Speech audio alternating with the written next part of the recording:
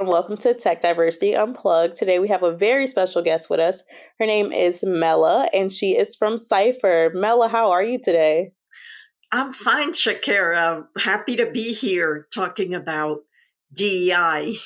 Yeah, so fun. DI is a great topic to talk about. So before we start the actual questions, tell me a little bit about yourself. Give me like a fun fact. How long have you been working at Cipher? Something fun. Well, I am from Venezuela. I came to the United States as a student 31 years ago and never looked back. Feel very fortunate to be here. And upon graduation, I was offered a position in the diversity office at Harvard. And as fate would have it, after a couple of years, the director quit and the vice president of the area offered me the job. So I was director of diversity at Harvard. So it was really a baptism by fire because diversity works different in different countries. And I feel I bring a multicultural perspective to it as well as my own experiences as a Latina. So fast forward several years when I started Cipher in 1999, um, I knew I'd be serving people of very diverse backgrounds, and that's been very true. Miami is, gateway to the United States for all of Latin America. But what people don't know is that 21% of Miami is African American.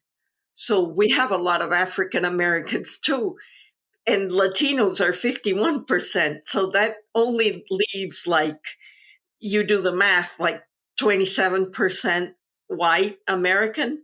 So it's a really different city, but at Cipher we place people everywhere. And so the technology sector, it's very diverse, but it's dominated by the Asians, people from India, people from China a second. And then I would say there are Russians in technology, maybe Ukrainians too. So it's very diverse. And uh, I, after a couple of years, by 2003, I started coaching because so many people came to Miami pursuing the American dream, and it's so different from many other countries. The United States is such a robust job market that you have to specialize. You need to have a niche, and if you say, "Oh, I'm willing to do anything," that really won't sell. It smells of desperation. So that's the first thing I tell people that just landed here, or even people that have lived in a different state and relocate, and say you move as a trailing spouse or a trailing companion. Maybe you think that, oh, I'll do whatever. Well, that's not a good idea. You have to present yourself as a specialist of some kind. And if you don't know what you really really want, get like some coaching. I do career coaching from Cipher, and I have a network of coaches that I refer people to. In some instances, some people have gender preferences for whatever reason, um, and or they might want people from a certain field. So although I do the lion's share of the coaching, I do have people I can refer to. So last year, for example, we did, in terms of fees, 60% coaching and 40% recruiting. Nice. That is huge. That is so huge. All right. So tell me a little bit about your culture at your company. Well, it's a work from home culture, and it has been from day one. So we were pioneers in that. And we've had people Um, in other parts of the United States, we've had people in Latin America, and currently we have people in India, and no people in Latin America. It just you know it just worked out that way, and we uh, we are 60% female, 40% male, so we like the balance. Um, and the everybody, like in India, they celebrate festivals like Diwali. They don't celebrate Christmas, but the New Year is a big deal. So we accommodate to that, and family care and whatever else is different, and even the way they manage it, because we have like quotas. You get um, 5 sick days and this and that. They don't do it that way. They work like an extra half hour and accrue some paid time off. Um, so it's all a matter of accommodating people so they feel at home. I think that's, there's one thing in diversity. It's not the golden rule. You don't want to do what you'd like them to do, because we're all different.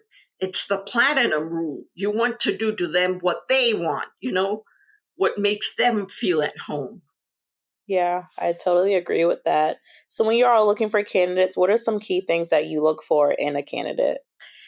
Well, it depends greatly on, like, well, what field are they working? For example, imagine a sales position, be it a sales manager or a sales rep, or even the regional director of sales for Latin America. All of them in sales, they have to be outgoing, they have to be persuasive, very assertive, very strong communication skills, and and they have to have a really robust ego, meaning rejection has to slide off their back like water off a duck's back, because in sales there's a lot of rejection.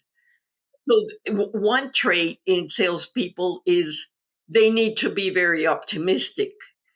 Now, if it were finance, it's very different.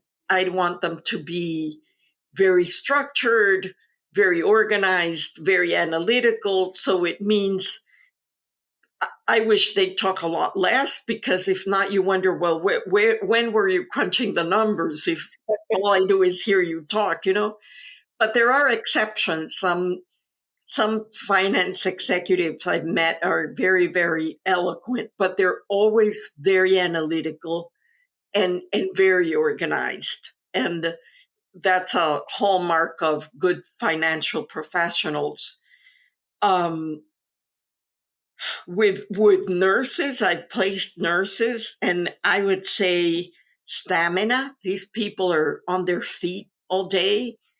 The qualifications, of course, they need to have, the RN if the client wants an RN, or a medical assistant, but they need to have compassion and empathy. So that's why I think really that recruiting is diverse de facto, like everyone's different. It's really a matter of finding the person that's right for that job. And coaching, career coaching, is the other side of the coin, is helping the individual figure out what are they really good at and what will bring them joy. Yeah, yeah. Bringing someone joy. I feel like when someone has like joy, like they will do their job, of course, way better. Like they're gonna love it. So next question, do you believe that work is more than just work? Like, do you think you just go to work just to go, or is like more to it? Oh, there's definitely more to it. I mean, I, sometimes I've been in high volume situations, be it with the coaching or whatever, but I really like it when, there's something hard to find, or someone in a real difficult career transition, like some attorneys from Latin America, they'd have to study everything again, so they need to find something else to do. Same thing with MDs. And that, that kind of challenge, I feel like I'm transforming someone and leaving a footprint on people's soul.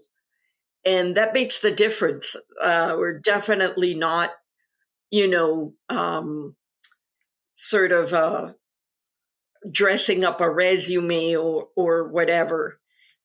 And well, there's a powerful story in career coaching and recruiting, and it's that uh, a supervisor in a construction saw a man that, they were all bricklayers, but there was one that was doing a beautiful job, and he was so happy and he whistled, and, you know, the supervisor decided to interview him and told him, why are you so much better than the other bricklayers and what keeps you so happy?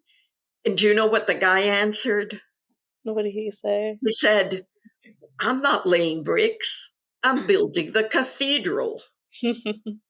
Big difference. Yeah, it's a huge difference. That is huge. Love that so much. And our last question, how important is diversity to you all at your workplace? Like, what are some things that you do to make sure, like, you're, like, of course, getting diverse candidates? I know you did mention that it's a huge thing, but, like, do you guys offer, like, any trainings or stuff like that? Yes, I definitely, if we offer a lot of training to, it's really to the people we coach, because the coaches, as I said, are very senior people that already come to us with a lot of credentials, and we have a network. But Mm-hmm. a few times I was invited to have an office with different people, and I always declined because I felt that whoever comes to me is treated like royalty. And I felt they're going to walk in somewhere else and someone's going to give them, the short shrift, or, what are you here for? And I just didn't want that. Um, and I'm an advocate of work from home. I think it favors diversity, that it everyone is trying to accommodate other people. Now, I know that if you're running a manufacturing plant, maybe you can't do it. Mm-hmm. Then again, there's a lot of robotics in manufacturing nowadays, so maybe they can work from home one day a week or something, but it's different. I mean, but many other occupations do lend themselves to work from home. Yeah, yeah. I do think now that a lot of companies are starting to do the from home model, I feel like people are a little bit more productive. Like, you feel like you have more of a life. Like, I can breathe more. It's like you don't have Well, to and get up that and keeps rush you, and whatnot. when you work, you're building the cathedral, because Yeah, it's not this place where I get to after a horrible commute. yeah. After being so angry in the car. It's so true. You just get up, make a cup of coffee or tea, go sit in a room, and then start working. And like you're in your safe place. It's great. I love it so much. Well, Mela, thank you so much for coming on Tech Diversity Unplugged. It was great talking to you, getting to know more about you. I love chatting with you. And until next time, thank you again. Well, thanks to you. I think you're doing a great thing spreading the word about how important diversity is and how it means different things to different people, Yeah. depending on what they do. Right, right. Because diversity is, of course, going to look different everywhere, which is the beauty of it. It's great. All right. Well, it's great chatting with you again. You too. Have a great afternoon.